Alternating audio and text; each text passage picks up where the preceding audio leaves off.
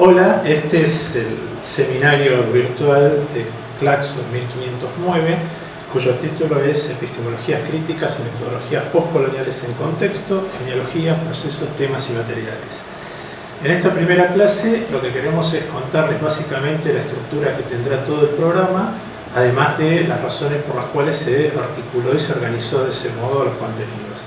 También queremos contarles que el seminario es un esfuerzo consciente por acercar distintas perspectivas disciplinarias a problemas comunes en el plano de la investigación, particularmente en la investigación en ciencias sociales, en el amplio espectro que cubre desde las ciencias sociales hasta las humanidades. El equipo que conforma el seminario es heterogéneo, como les dije, y son 6 personas en total. La primera de ellas es Mariana Alvarado, que se dedica a la filosofía y a la historia de las ideas; Claudia Anzorena, que es socióloga y hace sociología de género; quien les habla, Alejandro Deotto, que hace historia de las ideas y trabaja sobre las teorías postcoloniales y decoloniales; Leticia Katzer, que es antropóloga y trabaja también temas vinculados de filosofía y etnografía; Paula Ripamonti, que trabaja filosofía y temas de educación; y por último Jimena Aguirre, cuyas especializaciones están en educación y tecnologías de la información. Bueno, el seminario surgió como una inquietud concreta de distintos investigadores en ciencias sociales y en humanidades, en el espacio que compartimos de trabajo, a partir del hecho de que muchos de los cursos de metodología que normalmente se dictan en distintos espacios como universidades, centros de investigación, etc., se concentran más en narrar itinerarios teóricos, epistemológicos y metodológicos, pero menos en discutir problemas concretos que se pueden enfrentar a la hora de producir una tesis, a la hora de producir un proyecto de investigación, a la hora de escribir un artículo o organizar un conjunto de materiales heterogéneos, ¿no? Esa fue una clave muy importante desde el punto de vista de que todos tenemos experiencias distintas con respecto a los materiales, dado que algunos son filósofos, otros antropólogos, otros educadores, y nos damos cuenta que no hay una respuesta unívoca acerca de cómo tratar en la investigación esos materiales. Bueno, en ese sentido el seminario entonces está construido con una doble perspectiva, podemos decir. Una que, por un lado, privilegia la discusión sobre los materiales de investigación y el modo en que ellos se organizan, pero a su vez privilegia la discusión dentro de las genealogías críticas con las cuales pactamos y debatimos a diario en el espacio latinoamericano. En particular, con tres de ellas podríamos pensar muy importantes. Una que tiene que ver con la tradición del pensamiento latinoamericano, que viene por la historia de las ideas, pero también con el espacio vinculado a las críticas al colonialismo, que, como todos sabemos, tienen dos manifestaciones muy claras y definidas a escala global, por el lado de la crítica postcolonial y lo que se ha dado en llamar el giro descolonial. En tal contexto, nuestras intervenciones van a tratar de pactar todo el tiempo con la tensión que implica recuperar críticamente discusiones, tramas de esas genealogías con materiales de trabajo específicos en las respectivas áreas, de manera tal que podamos todo el tiempo jugar con esa tensión, conflicto, etc., y con los problemas concretos que se generan a la hora de la investigación. Mi nombre es Mariana y, bueno, a partir de lo que dijo Alejandro, me interesaría comentarles más o menos cuáles son los objetivos generales de la propuesta del seminario. En general nos proponemos promover la formación y el intercambio de metodologías de investigación social desde distintas perspectivas epistemológicas en contexto, pero concretamente nos interesa generar la problematización y la reflexión sobre la propia práctica de investigación. Comprender básicamente que en toda opción metodológica siempre hay criterios que se asumen, criterios que funcionan como supuestos epistemológicos, y nos interesa concretamente que a través del seminario se visibilicen cuáles son esos supuestos que atraviesan las propias prácticas de investigación. En ese sentido entendemos que podemos brindar desde distintas perspectivas y sobre todo desde la heterogeneidad del grupo soportes teóricos metodológicos que se centrarían concretamente desde lo etnográfico, desde lo antropológico concretamente, desde los estudios de género, desde el feminismo del sur, básicamente desde las herramientas metodológicas de la historia de las ideas. Me gustaría de algún modo en esta primera clase señalar algunas cuestiones que tienen que ver con formalidades y que seguramente todos tengamos que tener en cuenta para que esto funcione de alguna manera. Sabemos que se tratan de 12 clases, las clases van a ir siendo alojadas de a una por semana. Cada clase va a tener como máximo 3 textos que van a complementar, van a ampliar y de alguna manera van a ser incorporados en las clases para también ir trabajando paralelamente en foros. La propuesta es que hayan 2 foros transversales, generales, que de algún modo nos obliguen a reflexionar y a problematizar sobre lo que se trabaja en cada una de las clases, lo cual no quita que ustedes puedan hacer consultas específicas a cada uno de los profesores en función de las temáticas propias de cada temática. Habrán 2 actividades especiales, una concretamente a cargo de Claudia Anzorena, la siguiente actividad especial está a cargo de Paula Ripamonti, de quien les habla, Mariana Alvarado, pero específicamente nos interesa señalarles qué es lo que vamos a tener en cuenta al momento de la evaluación del seminario. La aprobación del curso requiere la participación en los 2 foros transversales y en ese sentido vamos a tener en cuenta los comentarios de los asistentes, la calidad de las argumentaciones, la cantidad de participación. Y esperamos también contar con una producción escrita, una producción final de más o menos unas 2000 palabras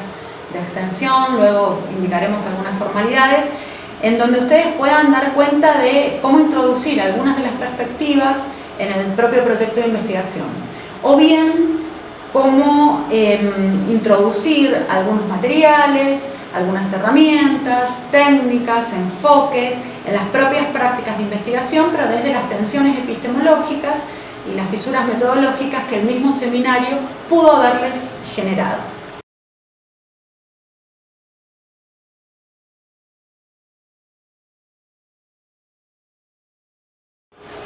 Nos interesaría entonces ahora de alguna manera hacer una síntesis del recorrido que nos hemos propuesto para el seminario, y un poco la idea es anticipar de qué va cada clase, ¿no es cierto? Entonces, en este sentido me gustaría que nos iniciáramos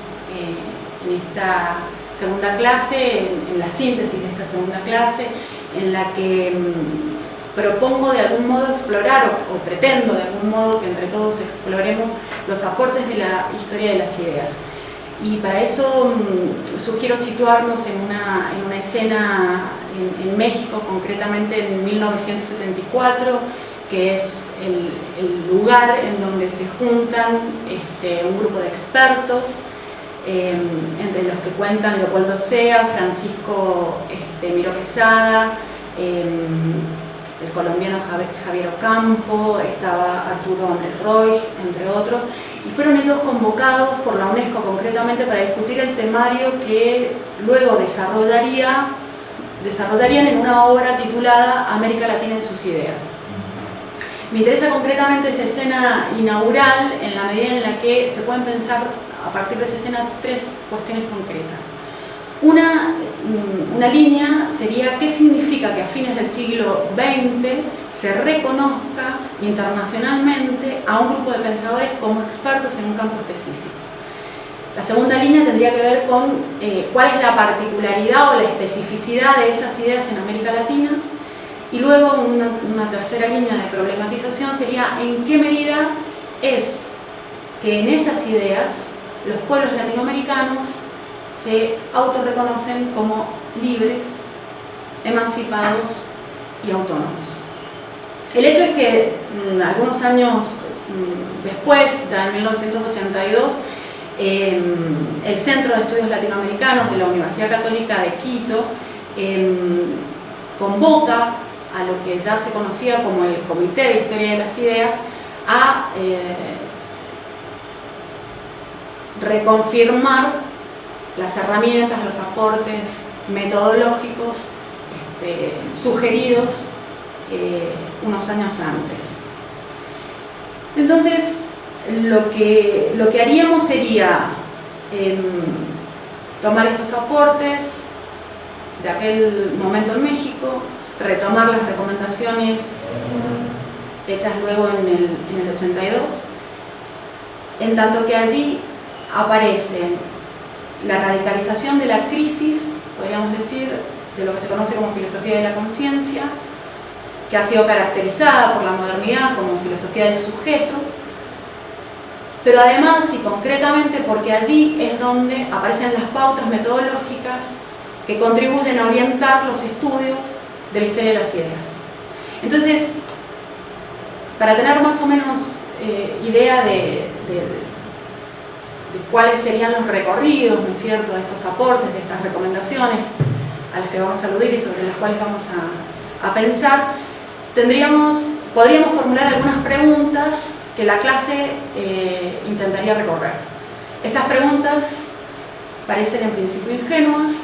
puesto que la primera sería algo así como ¿qué es una idea? ¿No? ¿Qué es una idea? ¿Cuáles son las posibles manifestaciones de las ideas?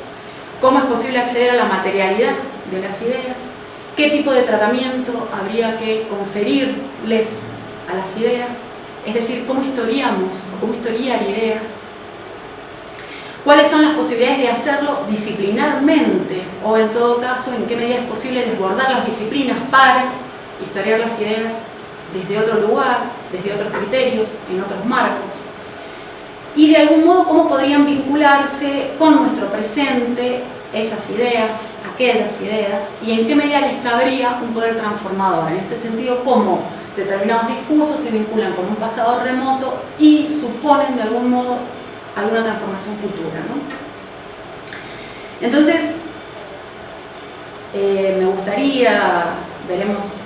si va la cosa por ahí,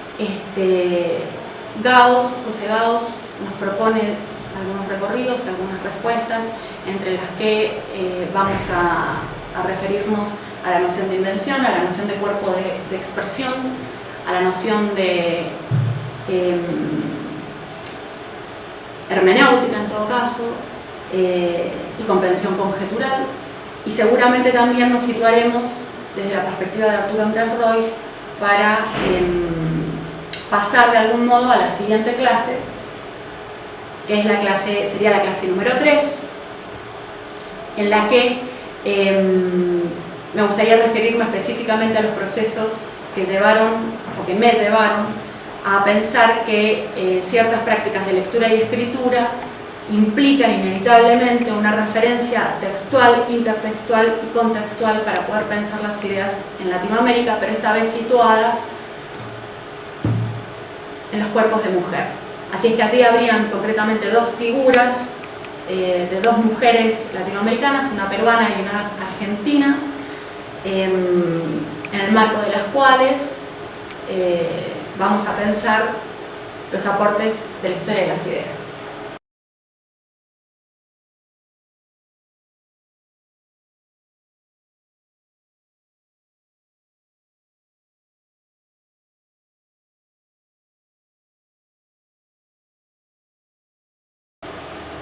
Hola, yo soy Claudia Anzorena y lo que vamos a recorrer conmigo son algunos aportes conceptuales y metodológicos desde los feminismos con una perspectiva crítica situada para el análisis de las políticas públicas y del Estado. Cuando hablamos de epistemologías críticas y de metodologías y de contextos y materiales y sobre todo de saberes críticos y situados, cuando hablamos de sujetos subalternizados, como son las mujeres, hay un actor que se presenta como muy importante en nuestras vidas cotidianas, que es el Estado y sus intervenciones. Entonces, el objetivo de esta clase es precisamente analizar cómo se articulan las relaciones en América Latina entre los movimientos de mujeres y feministas y el Estado. Los objetivos específicos del curso son que ustedes puedan incorporar algunas herramientas metodológicas y conceptuales y también hacer preguntas e interrogantes de investigación en torno a esta relación que es muy compleja, porque generalmente el Estado y su intervención se ve como sexualmente neutra, como que el Estado gobierna sobre sujetos neutros, y en realidad lo que viene a hacer el feminismo es a decir que el Estado tiene sexo, que el Estado gobierna para ciertos sujetos, que son sujetos varones, que son blancos, que son del norte. Entonces, en lo que vamos a ir viendo son estas tensiones y vamos a ir desnaturalizando y viendo cómo las relaciones de género y las determinantes de género organizan todas las relaciones sociales y también le dan jerarquía a las relaciones sociales de acuerdo a la distinción de los géneros, entre la distinción dominante, que es la de lo femenino, y la de los masculinos. Y vamos a ir poniendo en crítica, poniendo en duda, y no solo desde la perspectiva de género, sino también cruzando lo que tiene que ver con la clase y con la raza de los sujetos subalternizados.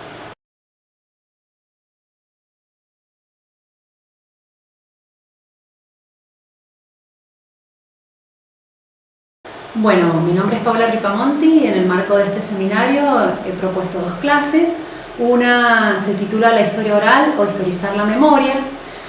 Bueno, lo que nos interesa en esta clase es plantear como interrogantes de qué diversos modos podemos recuperar nuestro pasado,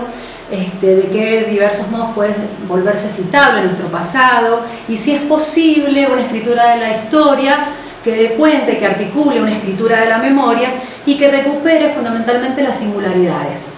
Y desde ahí, desde esas singularidades habilitadas por este ejercicio de la memoria, la posibilidad de proyectar sentidos sobre acontecimientos históricos. En esta línea, lo que se denomina todo el campo de la historia oral ofrece una variada cantidad de herramientas y fundamentos epistemológicos que nos permiten producir conocimiento y analizarlo. Y en esa línea es que esta clase se propone trabajar. Las posibilidades epistémico-metodológicas de la historia oral han sido en Latinoamérica trabajadas recientemente a la hora o en vistas a la necesidad que tenemos de historizar nuestro pasado reciente y fundamentalmente haciendo foco en lo que han sido las dictaduras latinoamericanas o las violencias políticas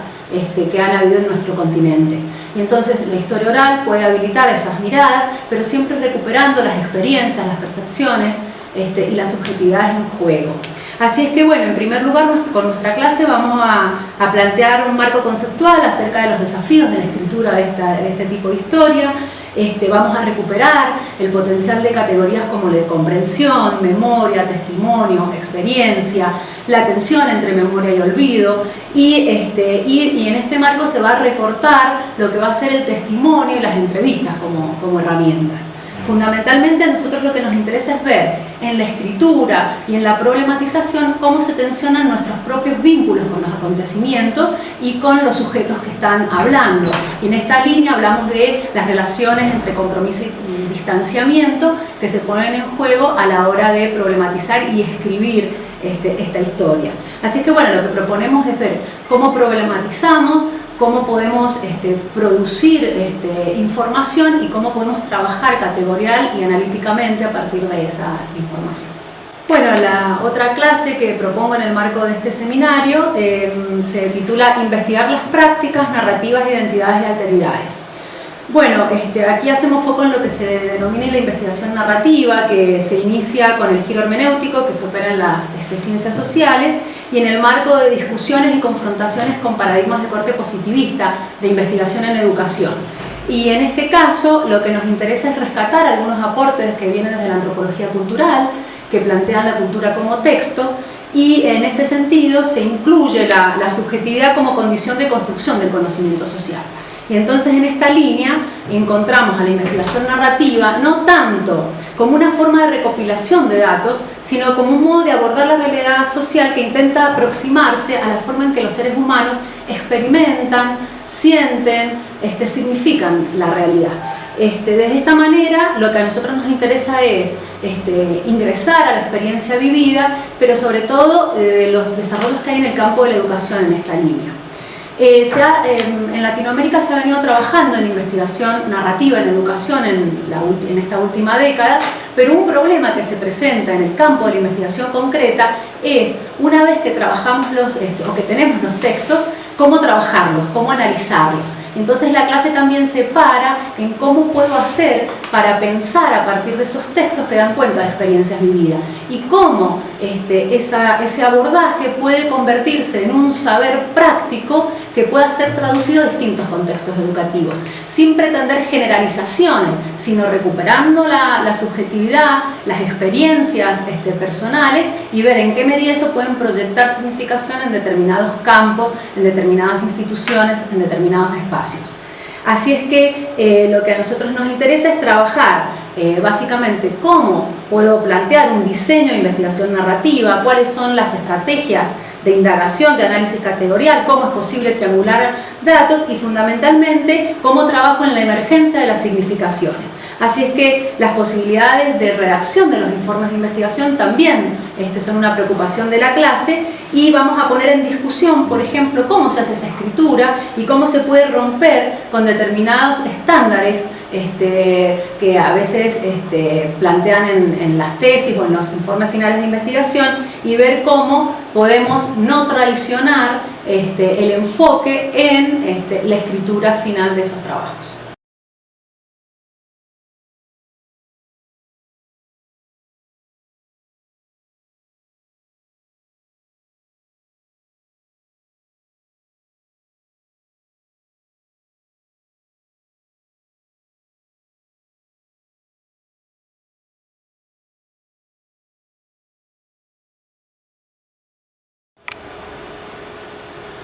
Bueno, hola, ya me presenté en ocasión de la presentación general del curso, soy Alejandro Deotto, lo repito. Las dos clases las cuales estoy a cargo se enfocan a los materiales de investigación directamente en los cuales estoy involucrado y con las problemáticas de investigación con las cuales estoy involucrado. Hay dos descripciones generales, pero tienen forma de títulos acá, ahora las voy a desplegar. La primera clase se llama el despliegue metodológico y epistemológico a partir de las escrituras críticas del colonialismo, y la segunda se llama historia de las ideas en la encrucijada colonial, cuerpo y archivo. Explico en parte el proceso de la primera clase de manera sintética. La pregunta que la organiza es muy clara, directa y compleja de responder. La pregunta es la siguiente, ¿no? Si el colonialismo es un problema que impacta directamente e históricamente en la conformación de estrategias metodológicas de investigación, ¿no? La pregunta es al corazón del problema metodológico. Y en este sentido voy a explorar ahí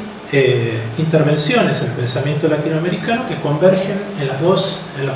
genealogías que mencioné al principio cuando me tocó hacer la introducción, básicamente la del giro decolonial y ciertas lecturas llamadas postcoloniales. Quiero explorar ahí cómo se asocian las figuras conceptuales al mismo tiempo que los descriptores teóricos y metodológicos, y ver qué pasa ahí con el fenómeno de la colonialidad del poder, con los procesos de la colonialidad del poder, para ser más específico, en los tres niveles que generalmente se la describe, ¿no? Del poder, del saber y del ser. Ahí vamos a tratar de discriminar a partir de textos de distinta naturaleza, pero de discusiones de distinta naturaleza, cómo funciona eso. La idea entonces ahí es que con materiales propios de lectura, trabajar, ¿no? De qué modo esas cuestiones ayudan o no a resolver problemas concretos de investigación, y a la par tratar de pensar cómo en el proceso de construcción de la historia de las ideas, por ejemplo, vinculada a estas dos genealogías, se redefine la misma noción de archivo con la cual uno trabaja, que es el tema de la segunda clase. Aclaro de entrada que voy a trabajar con materiales que tienen que ver con escritura de intelectuales críticos con respecto al colonialismo, particularmente caribeños, Frantz Fanon, Aimé Césaire, de distinta naturaleza ambas escrituras, porque van desde el rango de la poesía hasta el ensayo, hasta el manifiesto político, para tratar de pensar ahí sí, en el segundo espacio, es decir, en la segunda clase, de qué modo se organiza, o se podría pensar una organización del archivo con respecto a las teorías del colonialismo. Me interesa mucho ver en ese espacio cómo se constituyen las dinámicas o las figuras concretas de cuerpos y subjetividades en esa trama, ver los procesos de racialización en juego, las distintas dimensiones que por lo general aparecen enunciadas en un orden epistémico, pero que a la hora de pensarlas con los materiales más directos de la investigación se difuminan o parecen corresponder a un nivel diferente. Me interesa mucho pensarlo en el momento exacto en el cual uno está pactando, lidiando conflictivamente con los materiales. Y una noción que recorre ambas clases es una noción compleja que proviene de una discusión que atraviesa digamos que excede de lejos el ámbito de las genealogías con las cuales estamos trabajando, que es la noción de restos teóricos, restos narrativos, restos conceptuales, etc. Va a ser crucial para pensar el modo en que materiales de naturaleza heterogénea van a impactar en el modo en que organizamos la investigación, ¿no? La palabra resto va a ser clave en nuestra discusión metodológica. No me adelanto a explicarla, pero en parte está presentada en la propia propuesta.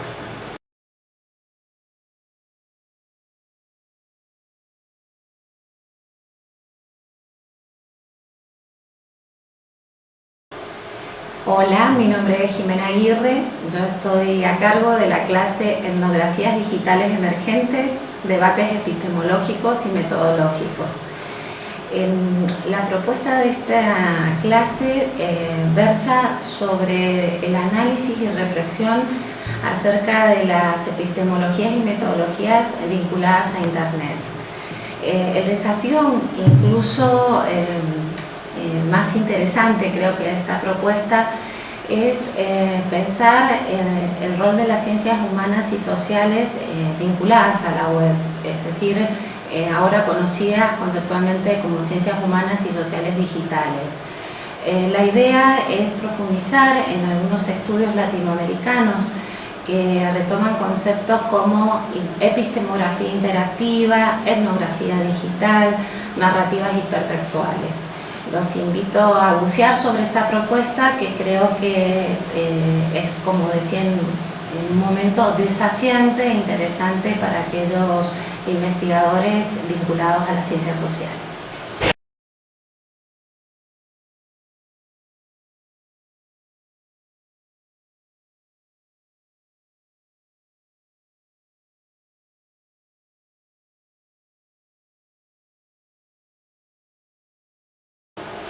Hola, yo soy Leticia Katzer, estoy a cargo de dos clases, la clase titulada Etnografía y Postcolonialidad y la clase titulada Instrumentos para el Análisis Social en clave de la hermenéutica genealógica. Para la clase Etnografía y Postcolonialidad, la propuesta de trabajo sitúa la perspectiva etnográfica en el marco de la crítica postcolonial de los 70-80. La etnografía, leída en términos de la teoría crítica de la cultura, dialoga con la crítica anticolonial de los 50-60 y con la crítica postcolonial de los 70-80. En este marco, la etnografía deja de leerse como una mera fuente de datos para pasar a entenderse como textos, como etnografía. Entonces, el abordaje que proponemos articula la dimensión textual y la procesual como dimensiones indisociables. Esto quiere decir que además de ser espacios narrativos, las etnografías son relaciones entre sujetos cuya calidad y forma de interacción condicionan la calidad y tipo de relatos que se ponen en circulación a través de estos textos etnográficos. Para la clase Instrumentos para el Análisis Social en clave de la hermenéutica genealógica, incorporamos la crítica hermenéutica en la lectura Foucaultiana y en la lectura derridiana en articulación. Esta mirada delimita como unidad de análisis la etnicidad en tanto dominio de historia y en este sentido la pasa a leer como acontecimiento. Es decir, pasamos a entender la etnicidad en tanto acontecimiento y la especificidad, la relatividad etnológica del acontecimiento. Bueno, la expresión metodológica de la hermenéutica genealógica, en términos etnográficos, reorienta la etnografía, los mapeos de los procesos de subjetivación, personalización étnica hacia el mapeo de los procesos de despersonalización, desubjetivación. En este sentido se circunscriben los textos y los procesos como unidades de análisis, es decir, focalizamos de manera indisociada tanto la dimensión textual narrativa como la dimensión organizacional de los procesos de subjetivación étnica.